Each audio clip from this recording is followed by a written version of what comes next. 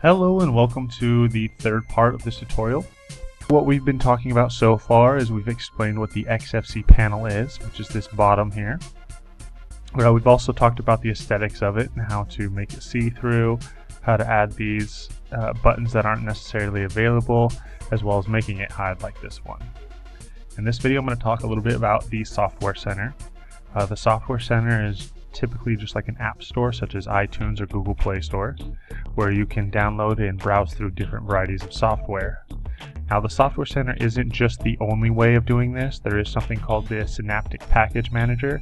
The Synaptic Package Manager is a little bit more advanced, whereas the Software Center is extremely user-friendly, and it's just what I'm going to recommend towards anybody who isn't 100% a Linux novice. So let's go ahead and get started. First thing you're going to need to do is open up a terminal. From the terminal, go ahead and type in this. Enter your password and then press enter. Once that is finished installing, then you can go ahead and close your terminal. Once your terminal is closed, you will then locate inside your menus, then go to System, and you'll see Ubuntu Software Center. If you feel you're going to be going in this quite a bit, you can go ahead and click and drag, and go ahead and add it to one of your navigation bars, and go ahead and open it up. Once the Ubuntu Software Center has loaded, you'll notice a similar screen to this. From this screen, you'll see on the left-hand side, these are categories for easy navigation.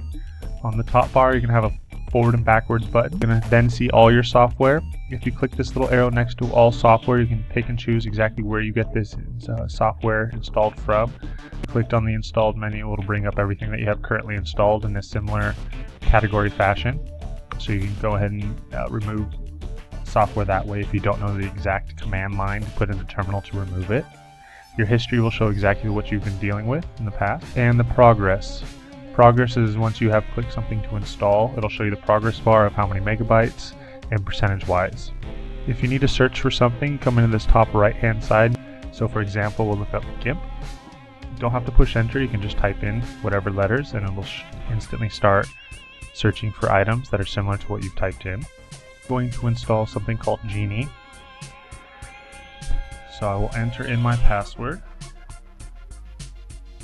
and you'll get a progress bar right here, as well as the progress bar up here will kick on in 2 seconds.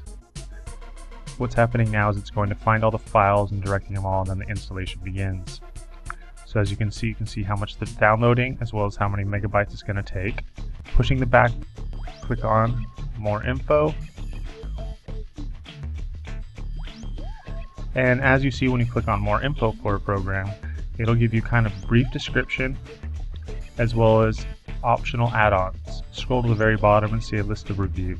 One quick point out is if you come into this very top toolbar, if you go into Edit and Software Sources, although this isn't the only way to look at the different software sources and get updates for your distro, this is one of the more popular ways. Be careful before you start unchecking things, or as well as checking things, as this can cause a little bit of problems later on. So we will do this over in another video. That is it for the Software Center. If you have any questions or comments, go ahead and leave them below. As well as in the description, there'll be a link for other ways of getting in contact with me. My name is Jonathan Parkinson.